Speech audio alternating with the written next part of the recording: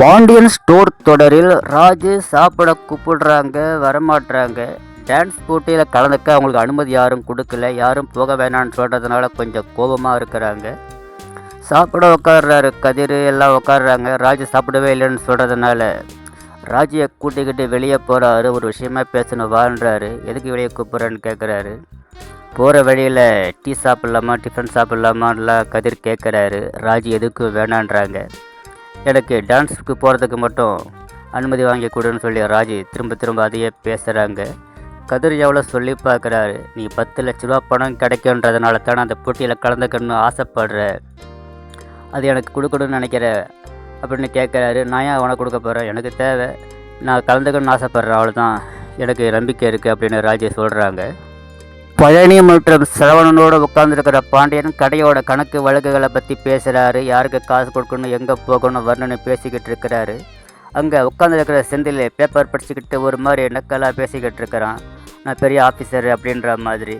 பிறகு கோவப்படுற பாண்டியன் ஒழுங்காக அவனை எழுந்து உள்ளே போயிட சொல்லுன்னு ரொம்ப கோவப்படுறாரு.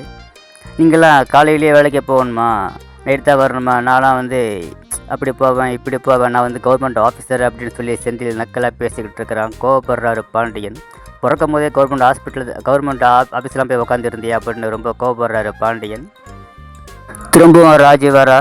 என்னம்மா ராஜுன்னு கேட்குறாரு பாண்டியன்.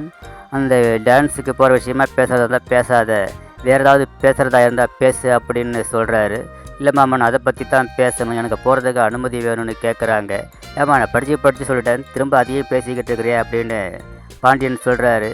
பிறகு பழனிக்கிட்ட சொல்லி நீங்களே சொல்லுங்கள் அப்படின்றாரு. சரவணன்ட்டியா சொல்லுங்கள் அப்படின்றாரு. இதெல்லாம் நான் சொல்ல முடியாது, நான் எப்படி சொல்ல முடியும்னு கேட்குறாங்க. பிறகு எனக்கு தெரியாது, போனால் எதாவது பண்ணி தோலை அப்படின்ற மாதிரி கோபமாக சொல்லிட்டு போகிறாரு பாண்டியன். கதிர் அதான் எல்லோரும் வேணான்னு சொல்கிறாங்கல்ல, சும்மா இருன்னு சொல்லி கதிரும் சொல்கிறாங்க, கோமதியும் சொல்கிறாங்க, சுகன்யா, மீனா உள்பட எல்லாரும் சொல்கிறாங்க. ராஜி யார் என்ன சொன்னீங்க கேட்குற மாதிரி இல்லை, ராஜி விடாப்புடியாக இருக்கிறாங்க. சரவணன் சொல்கிறாரு, இதை பற்றிலாம் நான் அப்பா கிட்ட பேச முடியாது அப்படின்னு.